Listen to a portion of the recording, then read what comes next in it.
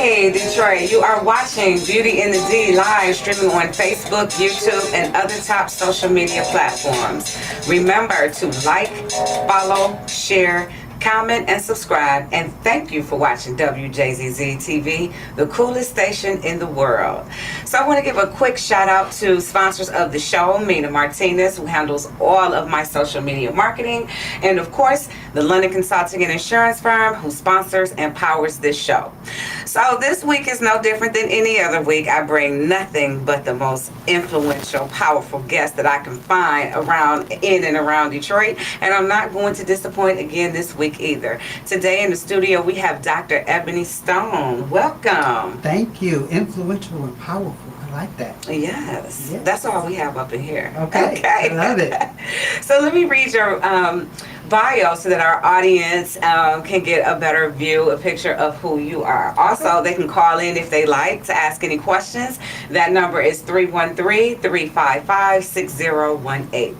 So Dr. Ebony Stone is a corporate executive, entrepreneur practitioner, scholar, leader, mentor, author, speaker, and coach. She's held the titles of executive vice president, vice chair, owner, consultant, and many others. She earned her doctorate of business administration along with many other degrees and certifications. And if you ask her how, she'll tell you that at her core, she is just a girl from Detroit who is determined to make her dreams come true and help others like her do the same. Over the last couple of decades, she has spent most of her time leading some of the most amazing teams at every level of the corporate structure. From entrepreneurial startups to large organizations and everything in between, she's seen it all. It is through that work that she discovered her passion for development, specifically for coaching Black women to become their very best selves.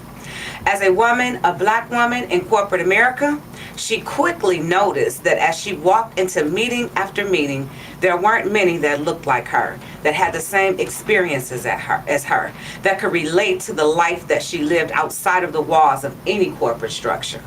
She therefore decided her life to creating a solace for women as they seek to take on corporate journeys similar to hers.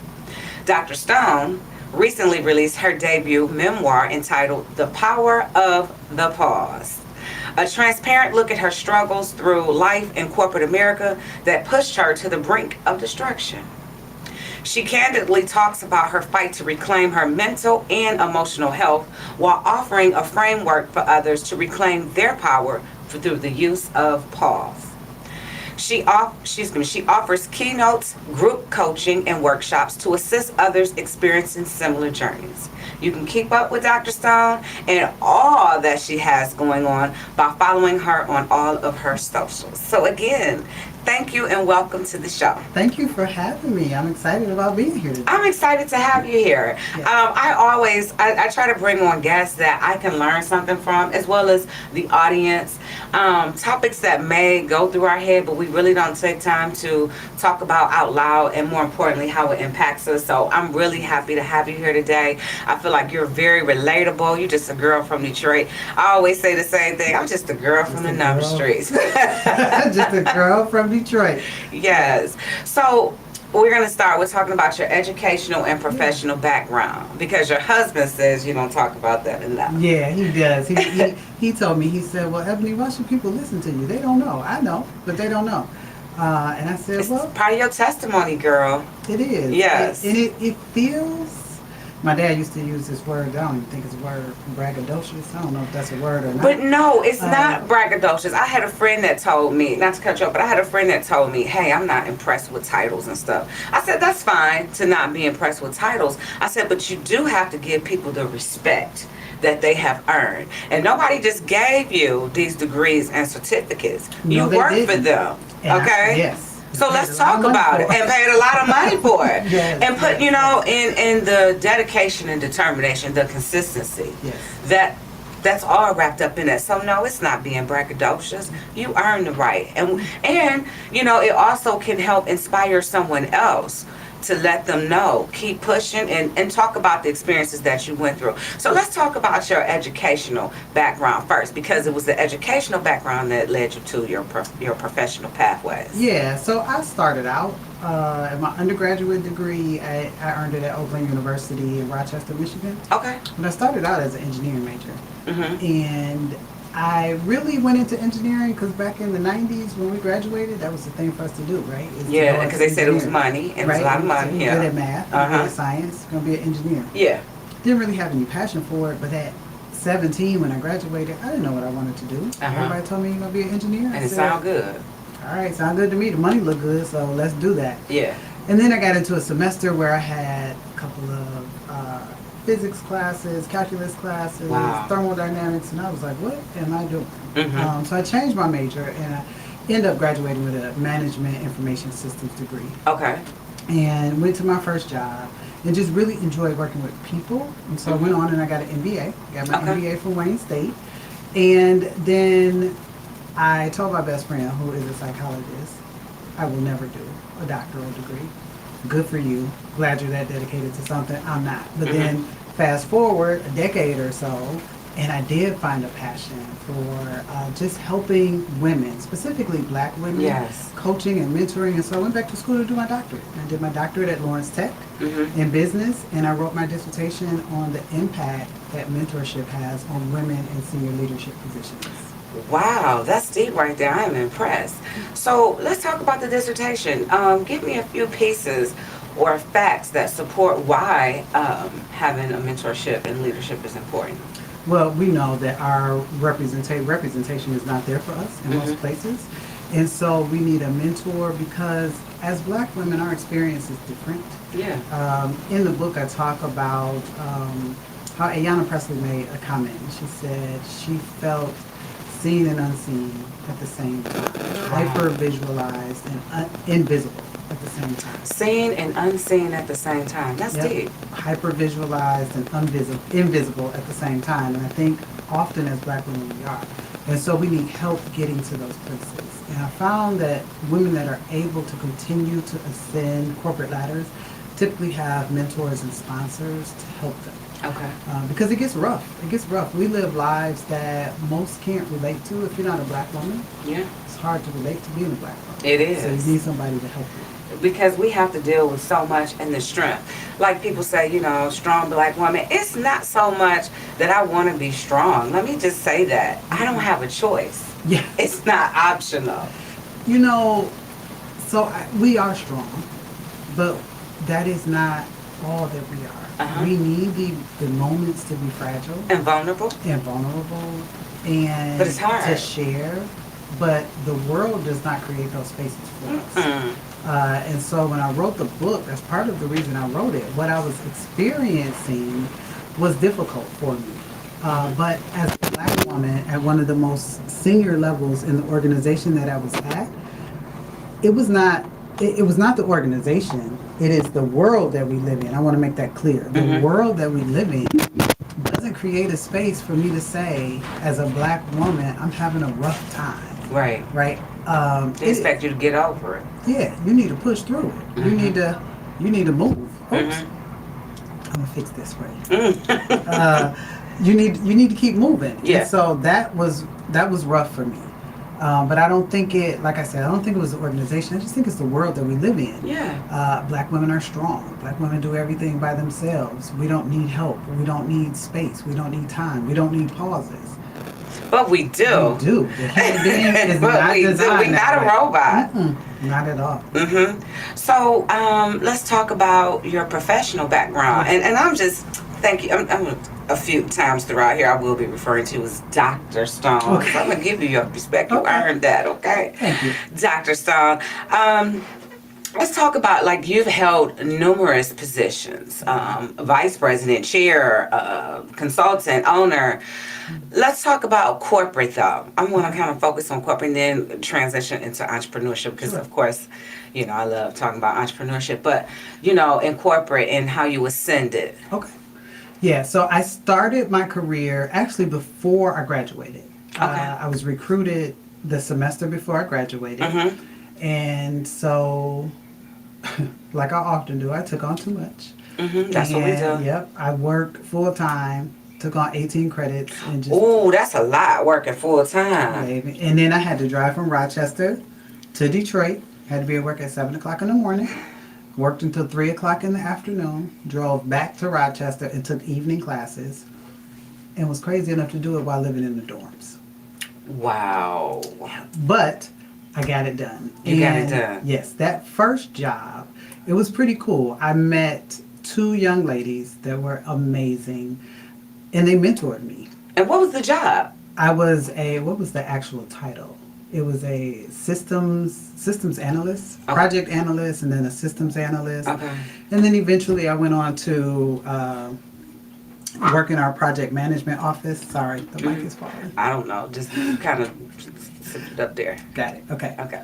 Went on to work in our project management office and had my first run-in that I talk about in the book. I won't give too much away, but Okay. first run-in with, let's just say, a boss that was not kind to me. Okay. And then I didn't handle it well. I didn't.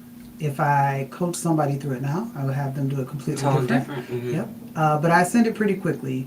I'm pretty dedicated, and I give everything I have when I am doing something. I can tell. Even going back to your youth, 18 credit hours, that's some serious discipline in itself. And then to be working full time on top of that, and then add the commute. Yes. That shows your dedication at a very young age. So, Yes. okay.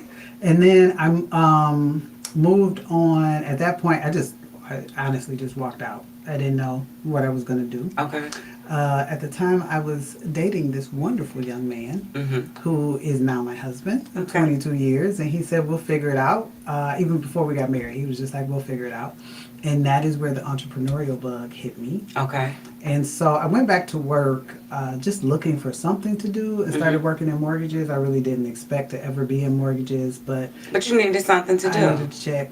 Yeah. And so I did it, and then I started working with him doing real estate. So we were buying real estate. We got married a couple months later, started buying and flipping real estate. I was working and selling mortgages. Okay. And then we wanted to start a family, and it was like we need a little more stability. Yeah.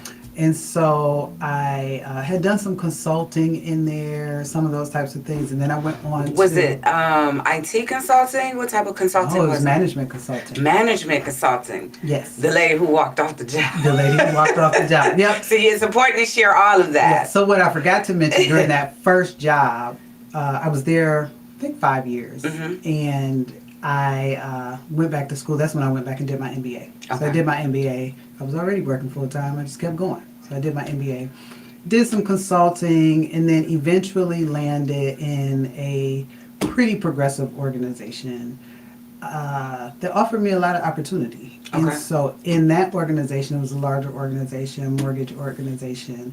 I was able to take my skills that I had learned in the mortgage industry, as well as my management skills and just who I was as a person, and grow pretty rapidly. Okay. And I worked with some amazing people in that space. Also worked with some not so amazing people. Of course. But I was able to learn a lot and continue my entrepreneurial ventures. Okay. So during that space, I was working, ascending the ladder. I eventually went back and did my DBA, so I was doing those simultaneously, Wow. which was very interesting, and having kids, and just adding on. Talk about strength. Talk about stress. It might have been strength, but it was stress. Yeah.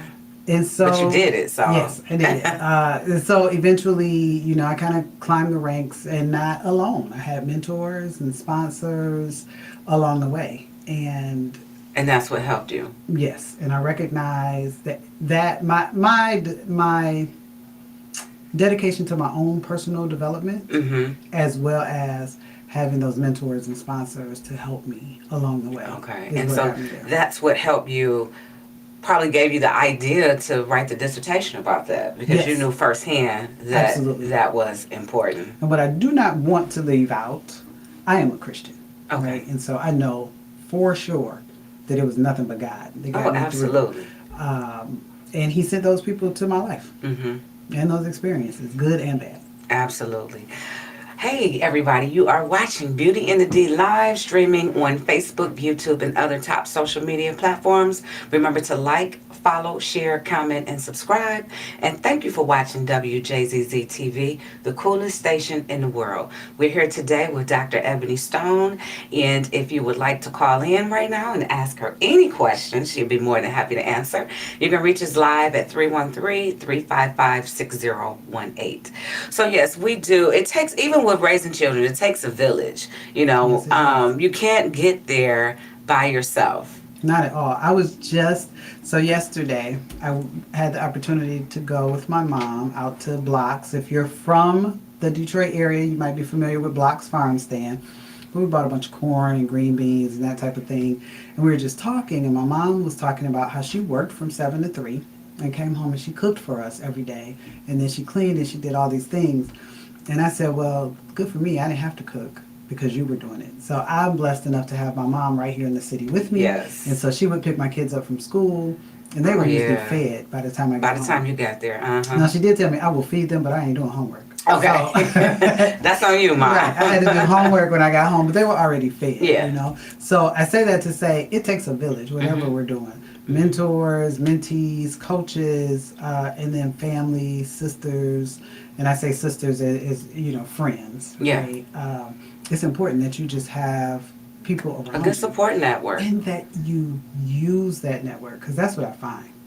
As black women, we don't. I'm Because guilty of that. we don't use our networks Mm-mm. at all. We believe because, and we can do it all, but we don't have to. We don't have to. My husband. It's a prideful thing for many of us. Well, I don't want to ask, and I don't want them to think, and yeah. And it is what the world says. Black women are strong. They can do it all. We put the weight of the world on We our try shoulders. to find another way. We just keep trying to find, and do. Mm-hmm. But you're right, we don't tap into that enough. Yeah. So let's get right into the book. Yes. Okay? Tell us the name. The name of the book is The Power of the Pause. And the subtitle is what I want to focus on. It's called The Power of the Pause, when a female executive can no longer hide behind high-functioning anxiety and depression. Ooh, that's a lot. Let's get right into it. Your reasoning for writing the book in the first place. So I've always wanted to write a book. Okay. And So have I. yeah, you should. You should. I hope you do. So I have a book outlined on my home office on the wall. And that book is the book that I thought I would write. It is not the book, however, that came to fruition. I found myself in a space where I was spiraling. I had took on too much. Okay. And I just was like, something ain't right. Something's not right. Kept going to the doctor, and the doctor, like, my physical health was getting worse. Type 2 diabetes, my blood sugar was through the roof, blood pressure was through the roof, and I had always had That's from stress. textbook blood pressure. Yeah. Yep. I was gaining weight. This coming from the girl that couldn't gain weight, right? I was all of this was happening, and my doctor kept saying, I would like to make a behavioral health recommendation. Okay. Or referral. And I kept saying, yep, I'm gonna go. And then I couldn't sleep. I was up, I don't know, most of the night. My husband would be like, what are you doing? Put that So it was phone off. affecting not just your health and physicality, but Yeah. the world around you. But I think it's important to know that while that was happening, the world didn't see it because I was still ascending. I was still getting promotions. Okay. I was still that girl. But inside, I was a wreck. And it wasn't until my doctor said to me, listen, you got to do something. You're going to have a stroke. You're going to have a heart attack or worse. And I was like, okay, worse? What's worse? And then it hit me like he's saying, you going to leave here. You don't figure this out. And so that's when I made the decision to get into therapy. I got into therapy, and working with my therapist, we were finding ways for me to kind of heal. Okay. My therapist pulled me off work. She was like, you don't even recognize it. You got to stop. Wow. Looking for ways for me to heal and just process some things. And writing, I've always enjoyed writing, and it's very cathartic. So I just started writing. Through that process, as I was telling stories and doing my own healing, it came to me that others needed to hear the story.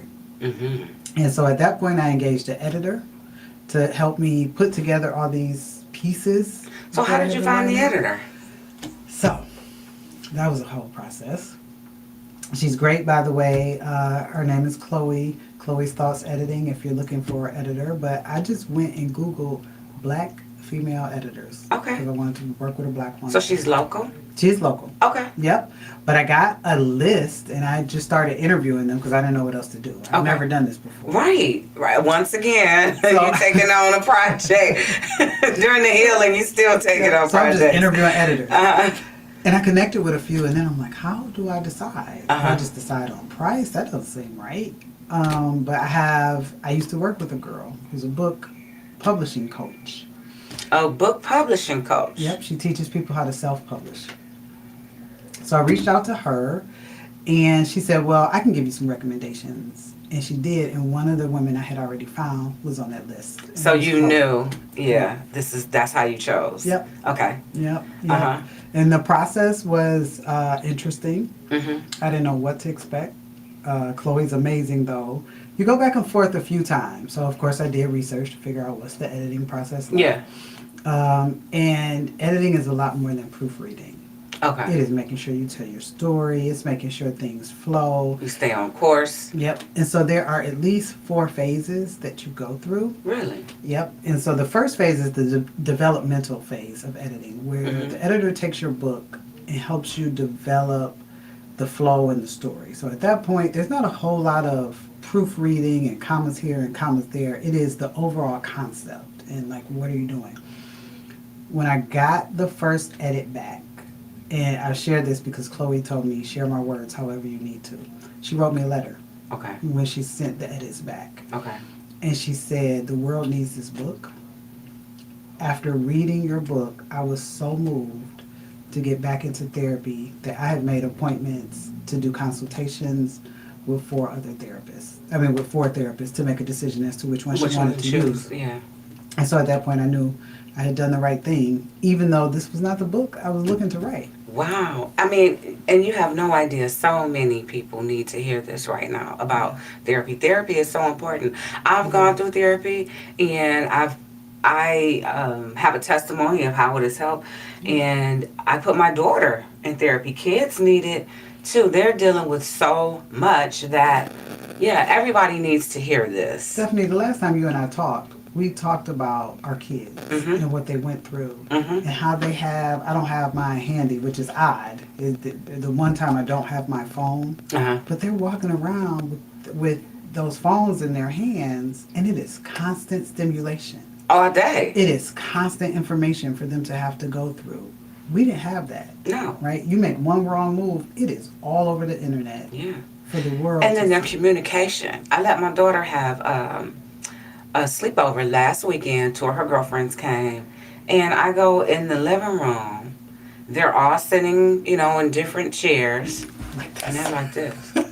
I said, well, why even have a sleepover? Y'all could have just FaceTime. I made them go outside, have them walk to the store, old school stuff. Like, get out of here. Our children need a pause. We need a pause. Yes. But our children do.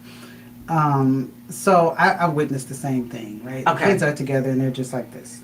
And you're like, no, talk across the They're not communicating. table. Yes. But what is even crazier, have you noticed that they have, I shouldn't call it crazier, what is it's interesting. It is different than what we had to deal with. Have you noticed how they never disconnect? I've walked through my house at times and I will hear a voice and I think, I didn't know my son and daughter had company. They're not in there. The kids are on the phone. Yeah. They stay on the phone. They FaceTime each other and they'll lay the phone maybe on the dresser. Yeah. And they're doing their thing. And you're like, wait, somebody, where's that person doing? So they never get a chance to disconnect and pause. And we need to teach our children that as well. Everybody just need to take a pause. Yeah, everybody. Just stop. Right? Stephanie, we did not even stop when we went through a global pandemic. Yeah. Maybe for a week. And we kept going. I don't know, not one company that shut down. Right. I know hairstylists couldn't do hair or barbers, but right. these companies kept making money. Yeah. You got to keep pushing. The hours They made went more. up. Look, prices went up. Everything. Yeah. We kept going. Nobody knows how to process a global pandemic mentally and emotionally, and we just kept going. Now we're 4 years out, and we still haven't stopped. Yep. And in the midst of that pandemic, we watched a number of things happen. But one of the things I remember, and we will never forget, is the murder of George Floyd. Yeah. And as Black people, we unfortunately see way too much our people being murdered in the streets, Yeah. right? But in that moment, we couldn't get away from it. Yeah. You just watched it over and over and over and over. Yeah. You couldn't go outside. You couldn't go to a club. You couldn't. The kids couldn't go to school. Nothing. You just Yeah. watched it over and Yeah. over and over. That is not mentally or emotionally great for us. Right. And those things kept happening. And now, fast forward 4 years later, we still just moving. We still just moving right on along. So when you got with your editor, how did you guys determine, and I'm assuming that because this is a book that you weren't even trying to write, I'm assuming therapy had something to do with it and your journaling.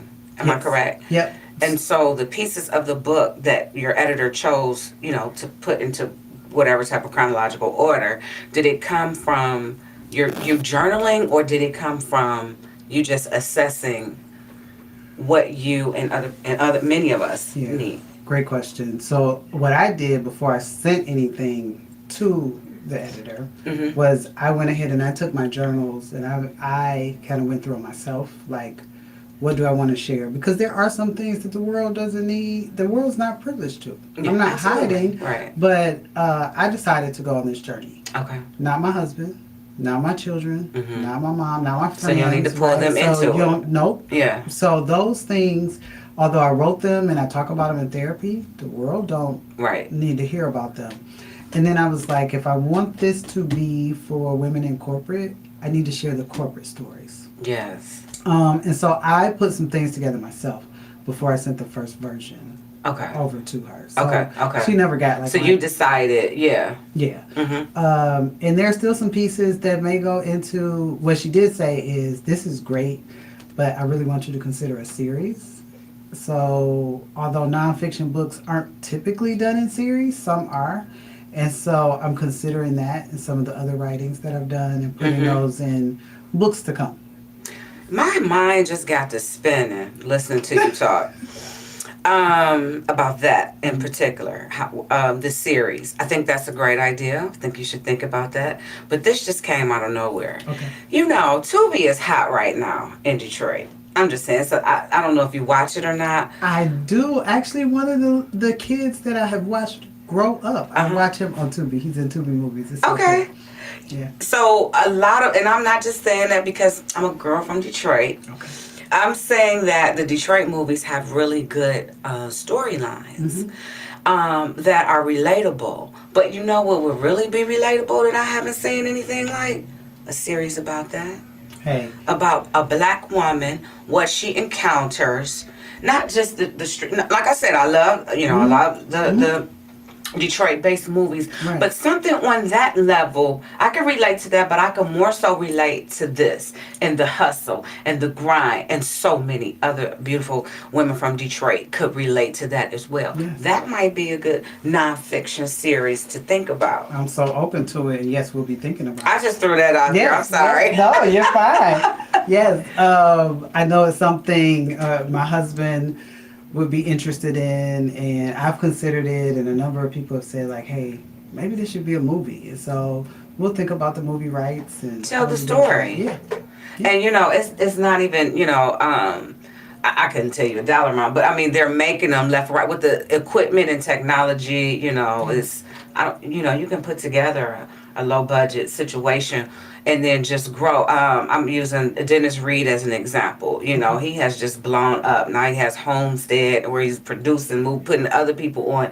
I interviewed him a couple years ago when I was on the radio, and I watched his work. Okay. It was, low budget in the beginning, but he grew and grew and grew. And now look, he has a whole production company and helping other black film writers as well, and actors and actresses. I love So the glow up The The glow glow up. up is real. You know, you just, and a lot of people don't get that even with entrepreneurship. You have to go a while sometimes without you don't just step out there and blow up. Like it's like you and the work that you put in Dr. Stone. It didn't just happen overnight. You know, there We were unfortunately live levels. in a what I call the microwave Microwave. society, Yes. right? And social media would make you believe that Mhm. people just blow up. No. It is so much work It happening is. behind the scenes. And even in the world where you can make money being an influencer, let me just say that for all my young folks out there and even my more seasoned folks. You Yeah. can make money being an influencer.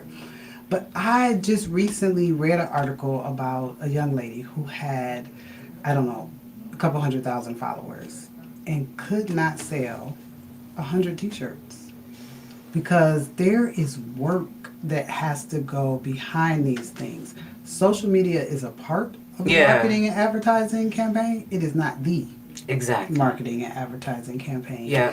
And so, yeah, you just don't blow up Yeah. overnight. Yeah. Just don't, I mean, it may happen In real once life. or twice, but in Yeah. real life, And you it can don't get happen. lucky. Yeah. And, you know, we're not hating on people that have Right. accomplished that. But, you know, seasoned individuals such as you and I who have planted seeds and watched them harvest, you know, it's consistency is the key. So it's funny you should use that analogy because I'm a gardener. Okay. I don't know if you knew that. I did not. Yes. So you plant seeds and you water them and you feed them and they break through the dirt and they grow, but you also have to prune them. Yeah. So you have to constantly cut away what's not working, the dead leaves and all of that. Yeah. You have to fight the deer, right? Who want to eat your vegetables. So you got to fight the things that are coming at you that want to Yeah. destroy what you're doing. It is a lot to bring a plant to fruition, right? And so I love that you use that analogy because it's so true in life. It doesn't happen instantly. You have to nurture. You have to nurture that seed. Yeah. And so when you see, like right now in my backyard, I have a green bean wall. There's a wall that is just full of green beans. Okay. That, what you don't see is how I planted the green beans. Me and my husband planted the green beans. They didn't do well. We had to snatch them out. We had to start over. What you don't see is how we have to spray them. What you don't see is how the deer came in and ate them up and ate all the doggone green beans, right? You don't see that. So Yeah. to bring that full circle, you don't see, when you see people's success, you don't see all the hard work. You just see the success. You don't see the nights that they cried, the nights that they didn't sleep. You don't see the times they got knocked down. You don't see the failures. All you see is the success. Yeah. But more people need to see what goes on behind the scenes. And that's why I'm glad you have that book. Thank you. So people can see what's behind the scenes of such a successful person. Thank you. And, you know, and it's like that saying where they say, well, thank God I don't look like what I've been through. So if you don't look like it and you pushing through with the type 2 diabetes, with the stress, the high blood pressure, and you're still climbing the corporate ladder and looking on the outside like you're doing it so well, yeah, people do need to see what's on the inside. And see, people get so caught up in the hype. Yes. I'm going to call it the hype. That's exactly what it is. Yeah. And I think we do a disservice. So many of us suffer in silence that we do a disservice to those behind us. Yeah. Because people start to think something is wrong with them. Well, why can't I do it? Well, that person that you're looking at is having the same struggles you had. And that's where the importance of having mentorship comes in. Yes. I so believe in mentorship. I have male mentors Absolutely. as well as female mentors. And the people that I surround myself, my intimate circle who like know me, that I can trust and share with just a few and share certain things, they're on that level too. Or they're here so they can sprinkle that what they have gone through down to me, and I soak it up like a sponge because they are people who I respect. Absolutely. So it's very important to have people that you respect and to a degree even admire, you know, to have right, like such as yourself. You are someone who I totally respect and admire. Thank you. And we're going to talk so much more offline because there's not enough time. Because I need you to coach me on, you know, where to start to write a book. I am very transparent. I'm like you. You can't tell it all, but I'm willing to tell enough. Yes. You know, to where you can see the real me, you know, and see that it takes work. Oh my goodness. And so I learned so much writing and not writing. I learned a lot about myself writing. Oh, absolutely. But in the process of publishing this book, I learned so much. So anytime you move into a new space, you got to be willing to be open. Oh, yeah. And to learn. I had to hear about color theory, and I'm like, why are we talking about color? I just want to put a book out. And they're like, no, you don't want to put a book out without the right colors. Talk about that. So that putting a book out without the right colors in the cover. So I got cover options, and I was looking The at publisher gave you that. my publishing coach. Yes. Okay. Got some options, and I was like, okay, these are cool. And she said, yes, we work with the designer. We need to make sure we're good on color, because if it was up to me, the book would have been my favorite color, Which or if is? it was, blue. Okay. If it was up to me, I would have been on the cover. And she said, Ebony, I love you, and you're beautiful, but you're not a household name, baby. That's literally what she said to me. Okay. She said, if you want to put this on a shelf, Uh-huh. this book needs to look like any other book you can walk into a Barnes & Noble Okay. and buy. And I said, oh. She said, I want you to just go to Barnes & Noble, and I want you to look at the books that have people on the cover. So you went on a field trip. I went on a field trip, and I looked, and I was like, oh, all those people are household names. She said, right. People are buying their books. They put their face on the cover because people know them. So people buy the book. Okay. You need to put the subject on the cover until you become a household name. That was a great strategy. Mm-hmm. And you know what? I'm going to jump on a bandwagon of that, because I'm thinking when I have gone in and purchased books, it is the title that catches me and draws me over to it to say, Mm-hmm. And then the great subtitle right there, that Yes. will draw you in as well. Yes. So I want to talk, because this time is going by so fast. First of all, how can people purchase the book? Yes. So I thought about that, and I knew you were going to ask me that question. So I was thinking about it last night, and I said, hey, why don't you give Stephanie's listeners and watchers a discount? Okay. And so if you purchase the book from my website, which is www.drebonystone.com/shop, you can have a discount code just for your listeners, which is Beauty 2024. Beauty 2024. I love it. Hey, Beauty Beauty in the Big. 2024. If you use that for the next 24 hours, you get a discount and get the book at $19.99. Okay. It's typically $24.97, so you get a $5 discount. That's a nice discount. Yep, and they'll ship out on Monday, and I'll sign them all for you. Ah, awesome. Yep, yep. And then how can they follow you, like, to just keep up with you? What's your social media handles? Social media handles on Facebook. It is, actually, Facebook is really old, so it's Ebony Brown Stone.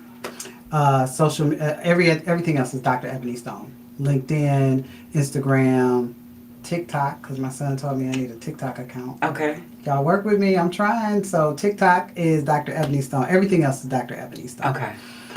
Even the website. And then I think it's important to mention, when I got ready to put the book out, I thought to myself, if I was buying this book, would I read it?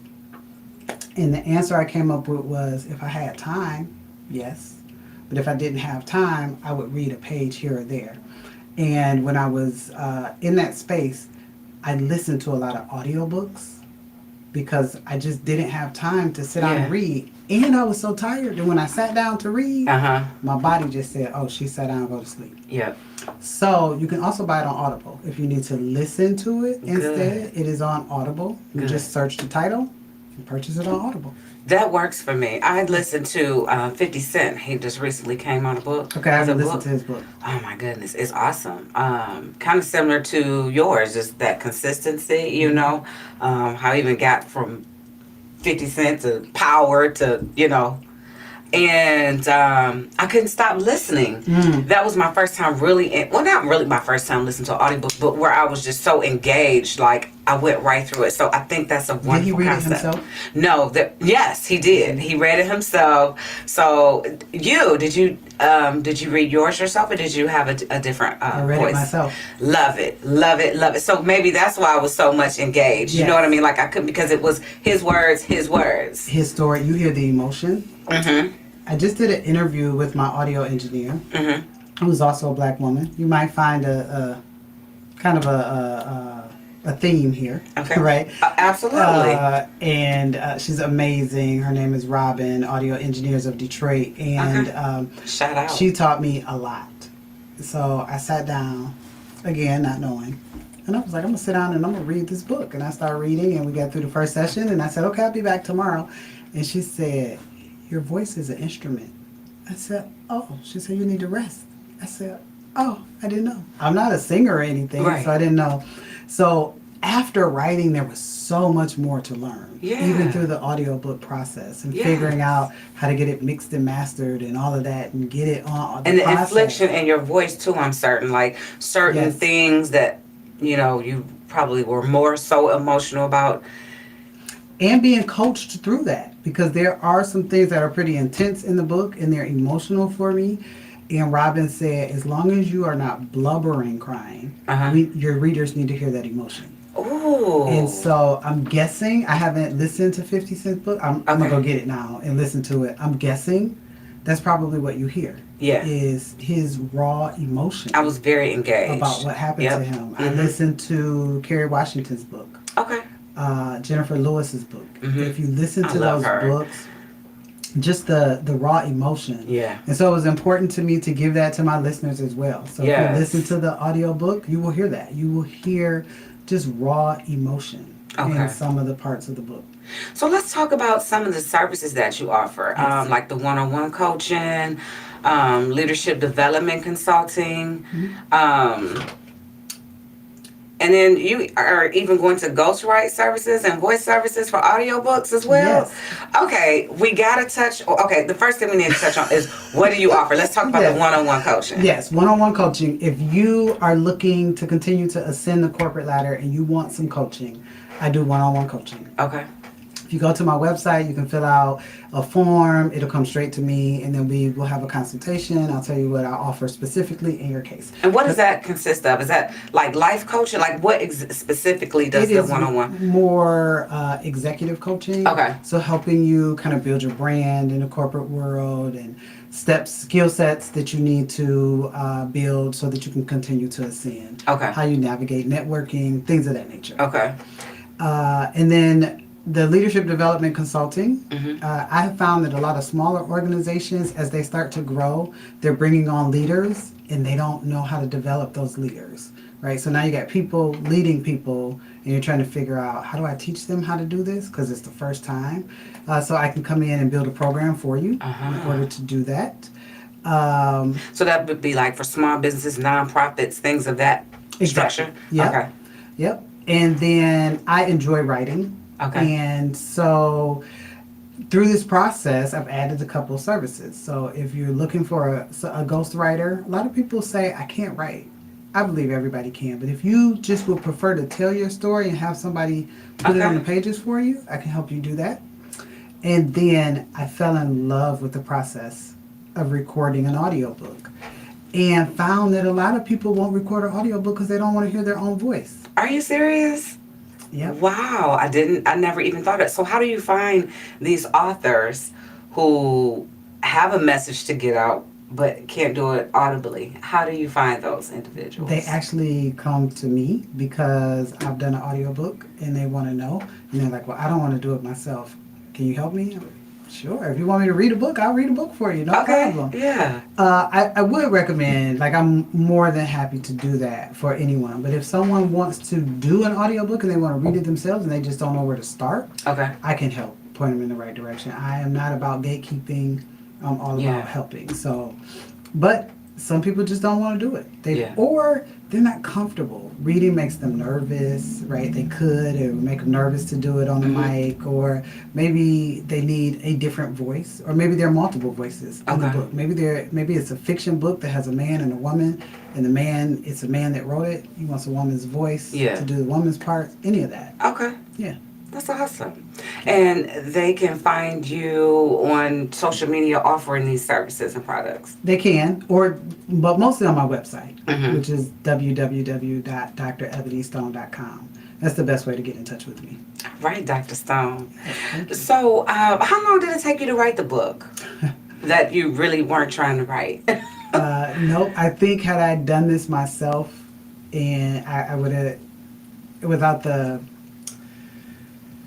how do I want to say this? Had I done it myself without the guidance of God, I'll put it that way, Amen. it probably would have taken longer. But it only took a few months. And it wasn't because it was because I wasn't writing a book. I was trying to heal, and so I would just write. I would just sit down So for you turned hours your pain and into write. purpose. Turn my pain into purpose. I would just sit down and write and write and write. And there were times that I'd be at home and my husband would come into the office and he would say, "You writing again?" "Yep, I'm writing." And so I would just write. So I started writing probably in September Okay. and went into editing in January. That's amazing. That's amazing. Yes. I don't want anybody to think that that's the process typically. Mm-hmm. Because Well, everybody's pace is different. yes. And this was a different journey. Mm-hmm. It wasn't a book writing journey. It was a healing journey, Mm-hmm. right? I was chasing my mental, emotional, and physical health. And I was at a point where I would do anything to make sure I got it. Okay. So I was also in a space at that moment where I had been pulled off work. And so I had all day, every day To heal. to heal. So I was in a different space. And I want to throw that out there because I don't want people to think she wrote a book in several months. Well, she And was it off took- work. Right. And it took me forever. I was at a point, Stephanie, where there was nothing else I could do. Mm-hmm. Like I couldn't even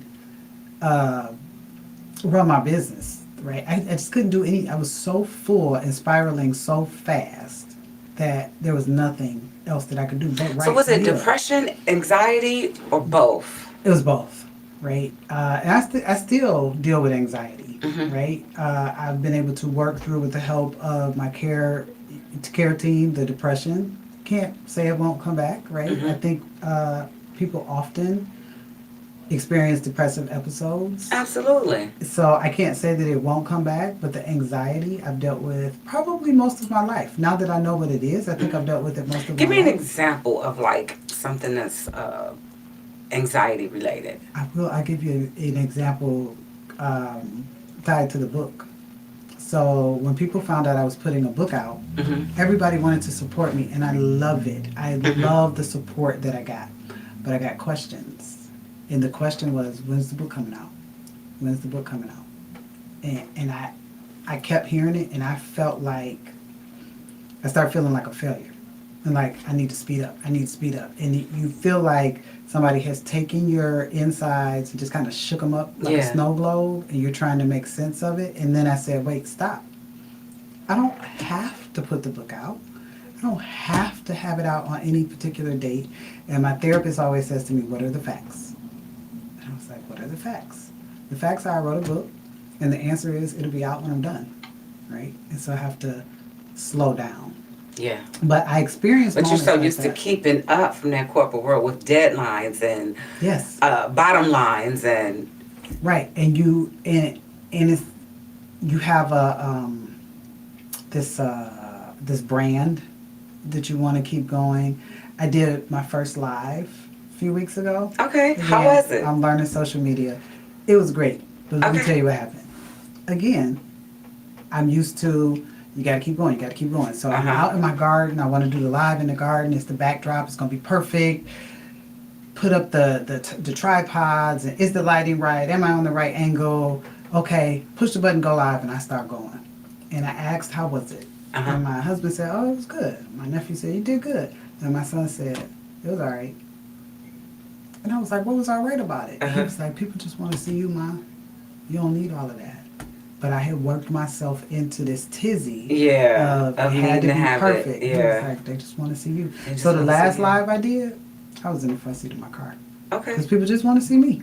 Now, before we go, Yes. believe it or not, we got 1 minute. Oh. I need to know, what is some of the feedback that you've gotten from women who have read the book? What's some of the feedback you've gotten? The feedback that I've gotten is we needed this. I feel like I was heard for Mhm. the first time.